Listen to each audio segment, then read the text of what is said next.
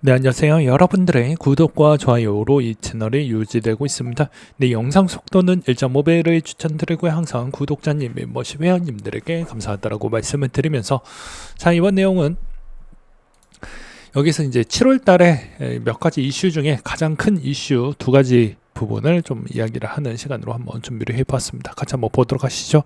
이번에 이제 지수가 생각보다 좀 조정이 나오다 보니까 같이 조정이 좀 나왔다 라고 볼 수 있을 만한 포인트가 좀 있었다라고 보시면 될 것 같습니다. 그래서 나스닥이 힘이 쓰지 못한 가운데 비트코인도 마찬가지로 횡보 추이가 좀 많이 있었고, 횡보적 추이 안에서도 대부분 이 구간에서 이제 도미넌스 위치를 좀 봐야 되겠죠. 도미넌스 위치는 오히려 조금씩 낮아지고 있는 경향성을 보여주고 있다라고 말씀을 드릴 수가 있을 것 같습니다. 그러니까 즉 이번에 7월달 부분의 가격만 어느 정도 스테이블하게만 가준다라는 느낌이 보이면 언제든지 도미넌스는 분명히 알트코인 쪽으로 가기는 가지만 여기서도 선별적으로만 움직여 줄 것입니다. 그러니까 가격에 충분히 단기적으로 영향을 줄 수 있을 만한 알트코인 쪽으로만 흘러간다라는 말씀을 드릴 수가 있을 것 같고요.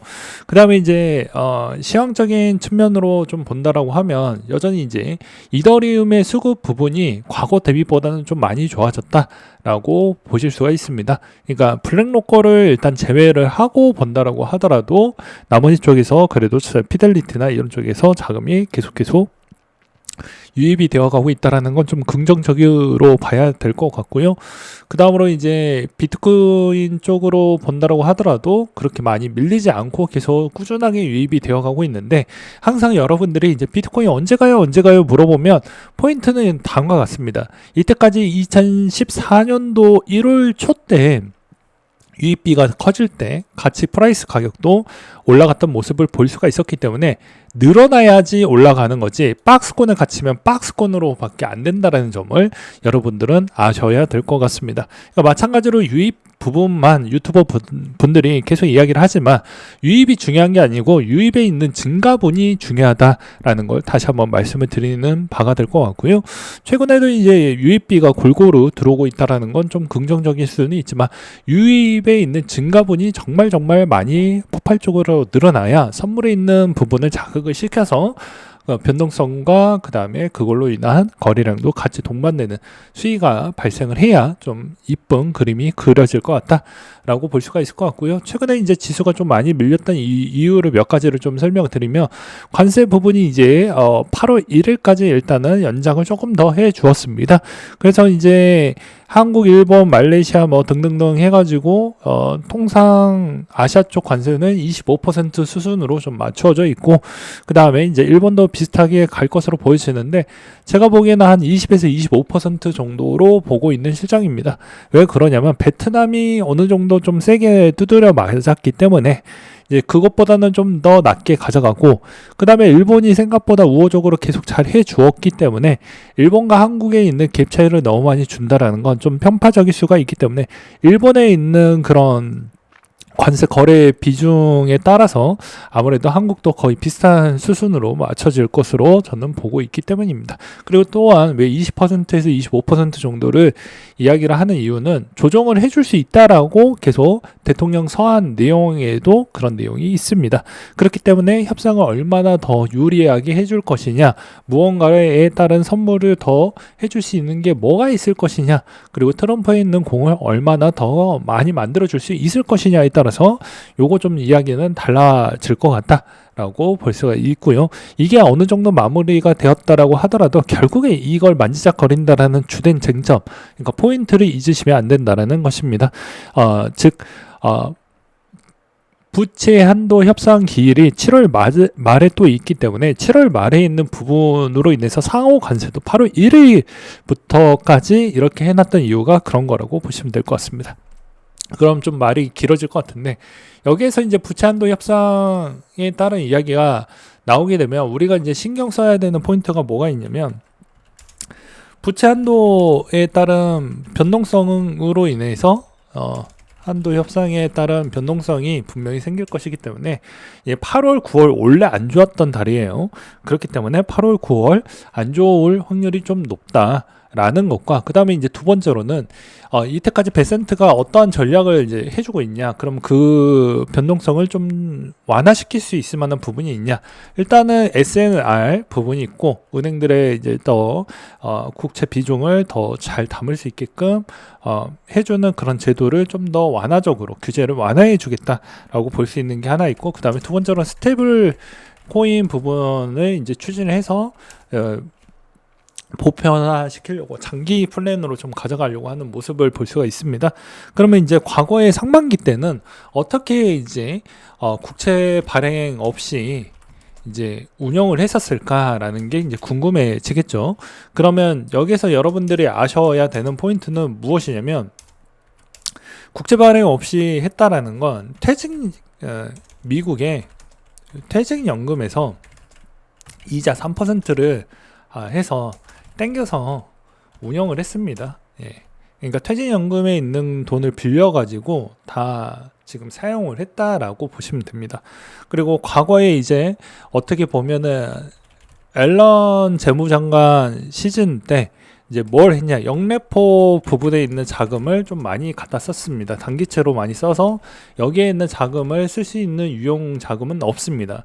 그러니까 이런 형태에서 과연 이 두 가지 가지고 부채 부분을 잘 매끄럽게 해줄 수가 있냐라고 보았을 때는 그렇게 약간은 진통이 있긴 하겠지만, 이제 상반기 안 썼기 때문에 하반기 부분에 이제 얼마나 찍어낼 것이냐, 단계별로 찍어낼 것이냐, 아니면 한 방에 찍어낼 것이냐에 따라서 또 이제 역대급 아마 채권 발행 이런 이야기가 나오게 되면 아마 시장은 요동을 칠 것으로 보여집니다. 그래서 장기채 부분을 왜 신경을 써야 되냐면, 이제는 뗄라 뗄 수 없는 나스닥과 상관관계에 있는 비중이 점점 높아지고 있기 때문에 지수가 눌릴 수 있을 만한 가장 큰 틀에 있는 악재 부분은 좀 피해가자라는 추이가 저는 같은 영양제라고 보고 있는 실정입니다. 그렇기 때문에 아무래도 이제 대부분 스테이블 코인에 따른 성장 부분도 좀 둔화가 될 수도 있겠죠. 그래서 이제 이 부분을 좀 보고 가자. 근데 스테이블 코인 추진을 하면 어느 정도 커버되는 거 아니냐라고 이렇게 또 볼 수 있지만, 그건 이제 간단한 부분이고, 이건 장기적인 로드맵일 뿐입니다. 왜냐면 코인의 시가총액 추이를 다 긁어 모은다라고 하더라도 실질적으로 지금에 있는 채권 시장 추이 대비보다 커버를 할 수 있는 정도가 사이즈가 안 되기 때문에 아직은 멀었다라고 볼 수 있고요. SNR 부분에 대해서도 은행이 어느 정도에 있는 자기의 안전 마진과 그 다음에 안정성 부분을 어느 정도는 좀 커버를 치면서 해야 된다라는 것이 있기 때문에 위험도 노출 부분을 약간은 꺼리는 경향성도 있을 수 있습니다. 물론 단계별로 이제 모아갈 수 있겠지만, 그게 한꺼번에 과감하게 긁어줄 수 있을 것이냐 부분이 여전히 물음표가 남아져 있죠.